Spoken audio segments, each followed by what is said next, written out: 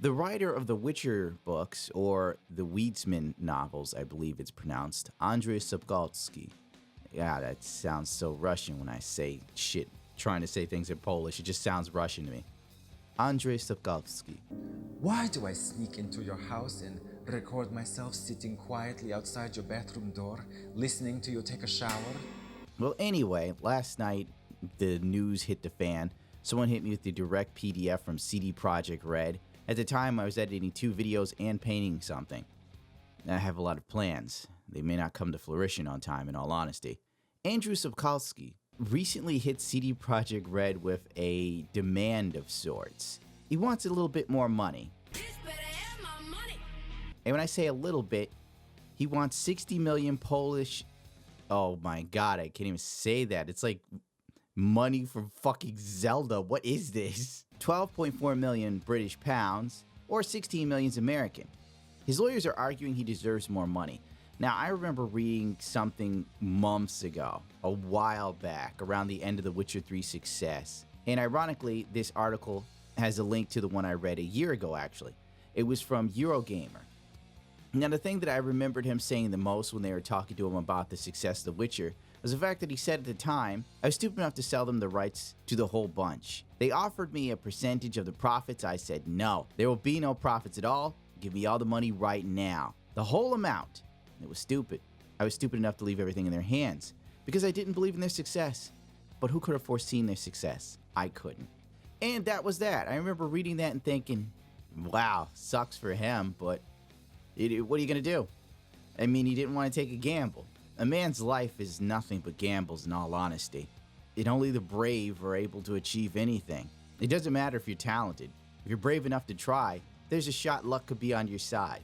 But Andrew Sapkowski probably saw the gaming industry as nothing worthy of merit. Let's remember, back when The Witcher came out, gaming wasn't what it is today. Gaming was still kind of like this thing that if you did it, you were a loser, a chump, and a fuckhead.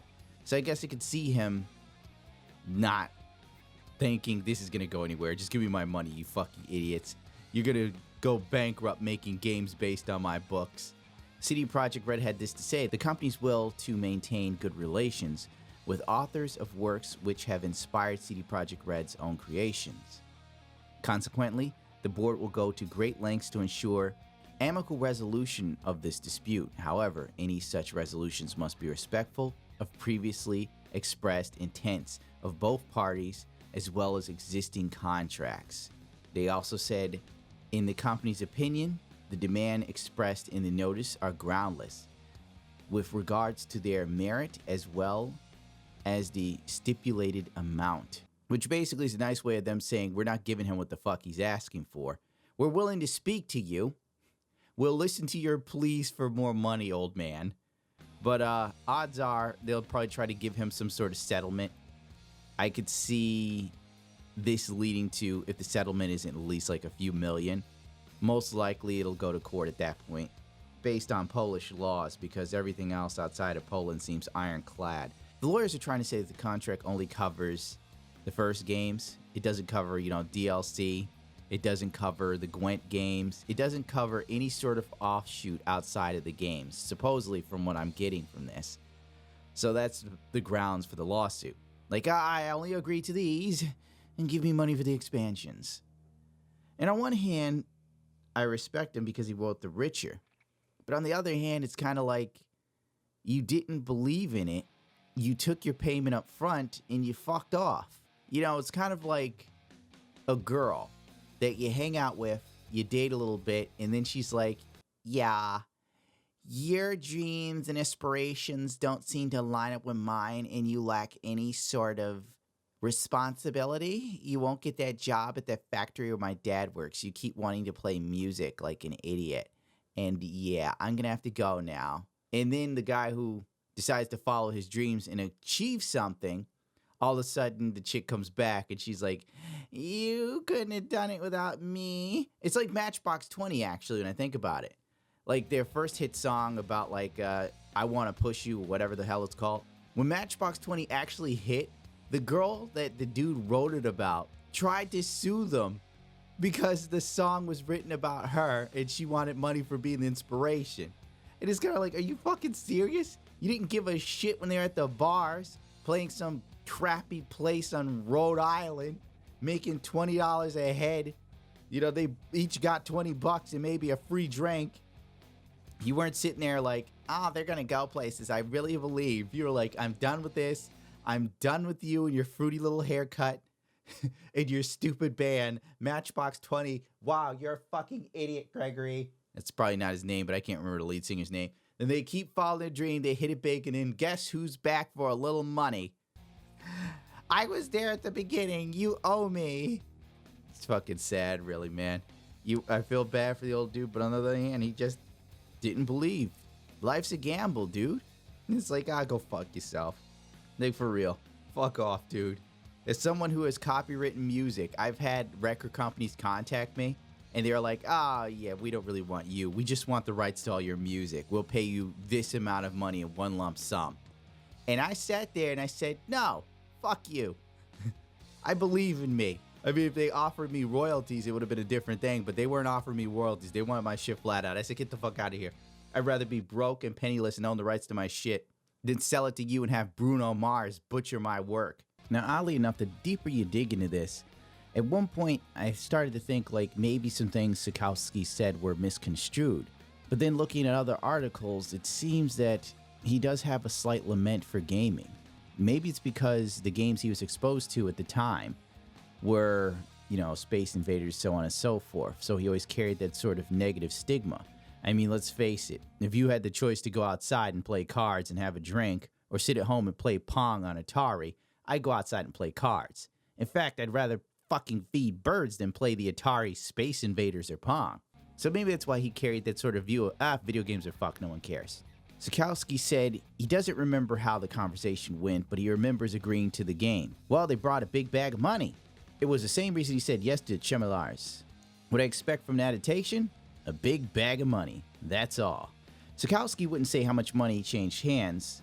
Chemelars, for his part, mentioned paying good money for Poland in 1997. And CD Projekt Red co-founder mentioned an offer that wasn't a huge amount of money. But it wasn't great money for what The Witcher has become. Considering The Witcher 3 has made CD Projekt Red a billion-dollar company now, Sapkowski continued, I agreed they would write a completely new story using my characters, my mythos of this crazy world, but they would create completely new stories. I said, why not? Please show me how good you are. Simply, he didn't think it would amount to much. He thought games were stupid. He had done ever since shooting Martians on the old console plugged into a TV. Okay, let's play cards or let's drink. Vodka, he said back then. But killing Martians is stupid. And my standpoint stands, it is stupid. You gotta be shitting me. I forgot they were gonna, let him sin. No! Get the fuck out of here! It's Britney, bitch. So he left CD Projekt Red to do it. Didn't visit, wasn't consulted, didn't care. He was just under Sapkowski. Who were they? People ask me, they say, the games helped you? I say yes. To the same extent, I helped the games. It was not so that the games promoted me. I promoted the games with my name and characters. Oh boy. That's a bit ego-driven. That's a little, the funny thing is when you read that part, you sit there and think, God, he's kind of out of touch. You know how old people get when they don't realize that they've become irrelevant? A la DSP. No one outside of Poland knew what the fuck The Witcher was. If it wasn't for the games, no one would care, including me. The only reason why I was considering buying the books, I was looking at getting some copies through eBay or Amazon, was because I was so interested in the game. I was like, well, let's see what the hell's really going on, as I was interested to delve deeper. But then when you see shit like this, you sit there and think, come on, guy. Now, the other ironic thing was the fact that he talked about how when he was making his fantasy novels, back then in Poland, fantasy was considered something for stupid children who couldn't even masturbate properly, he assured me. So they said the story was the best, but it's a fantasy. So let's give him a third award. But journos are journos. They are mostly stupid. They are mostly biased. But the public, the impact of The Witcher on the Polish fandom was tremendous, absolutely tremendous. And everybody said more, more, more. Now the thing is, he's sitting here with this slight bias towards the games in and of itself. At first, I assumed he meant like old games were garbage, which I could agree. But after looking at that, you don't see, he doesn't kind of put the conclusions together. He doesn't sit there and go, well, me saying this is kind of like what people said about me when I was making the Witcher novels. Which is weird that he wouldn't make that conclusion, that he wouldn't make that connection, find some sort of solidarity between the two, if you know what I'm saying. Now, in an article by Waypoint, this was done back in 2017, I'm pretty sure, right? April 6th of 2017.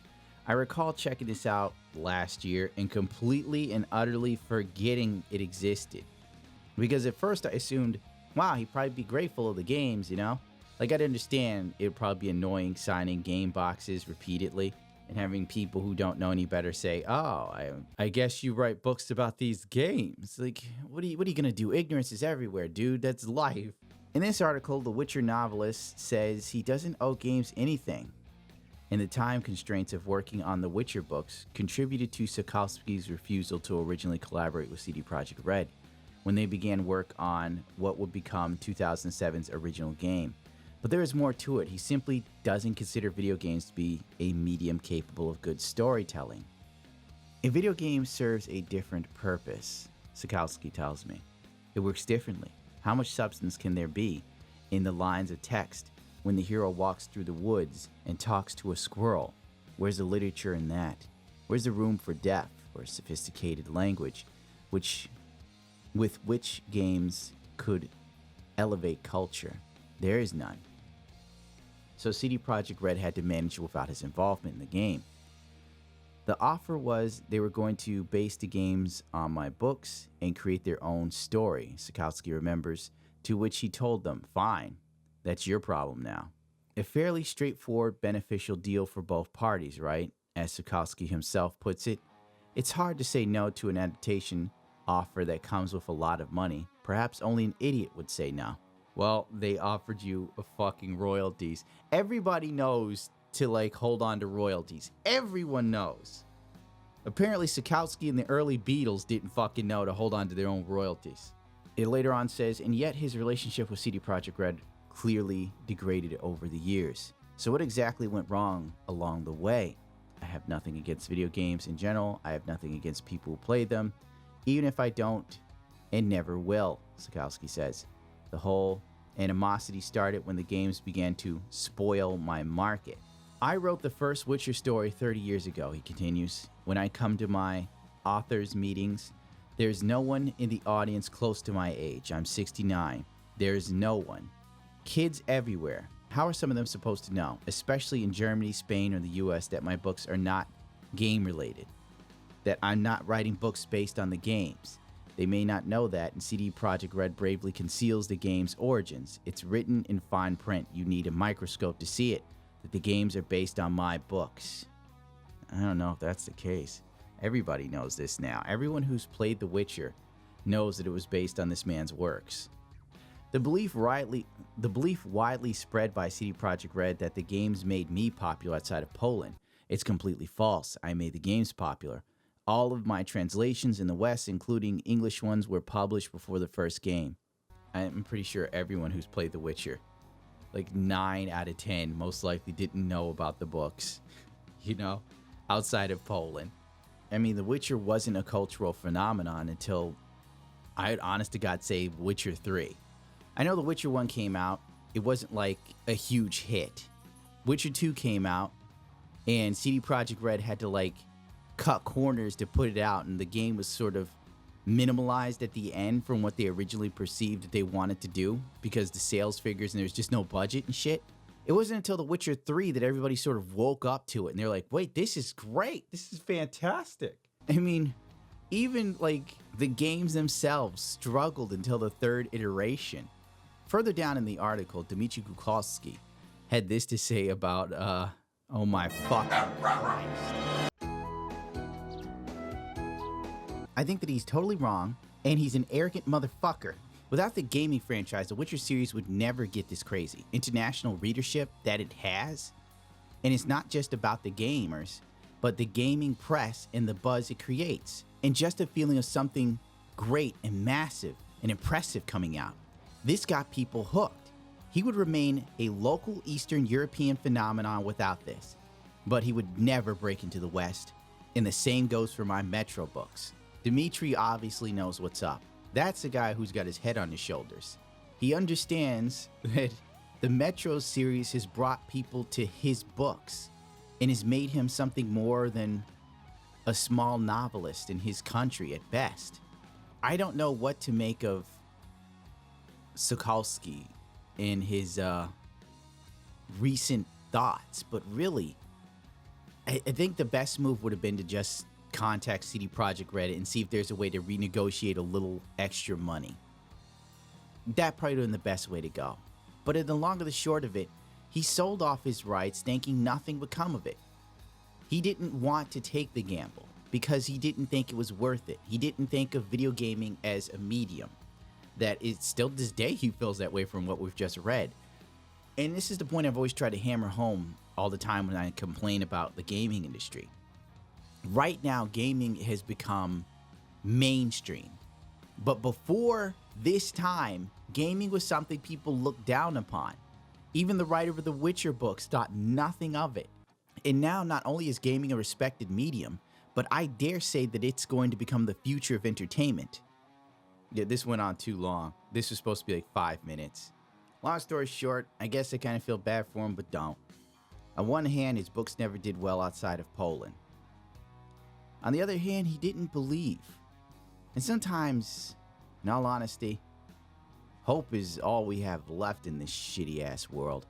A hope that something you do can reach a lot of people. I guess you can't be paid for not taking a shot. I don't even know what the hell this guy's that mad about. CD Projekt Red has made his work world-renowned, right? Like, people all over the world are now reading his stuff. It's been translated to multiple languages. There's a Netflix show coming up. If the Netflix show does well, you know that they'll continuously pump out seasons. He's got to be making money there.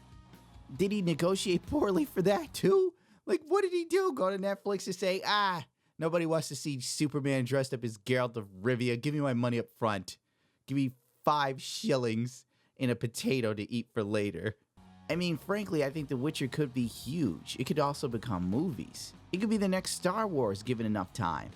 But then again, he could be dead by then. The dude's looking kind of old. So I kind of see his point. You want that money right now. That way you can get that hot young 20-year-old girlfriend in a Porsche that he can barely fit his tummy behind. Oh, damn dog. That's it. I'm out of here. Rate, comment, subscribe if you so choose to. If not, to hell with it. I can't ask anyone to give more of a shit than me in the age of apathy. But if you so choose to follow me, it only makes my voice louder and me a bigger target for companies to go after. Because YouTube has been just slapping me with strikes and copyright claims as of late. The closer I get to 100K, the more bullshit happens.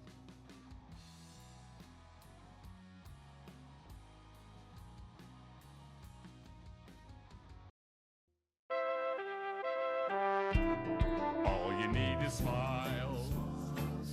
Lots and lots of smiley smiles. Your sweet pink mouth goes north, not south, and just smile.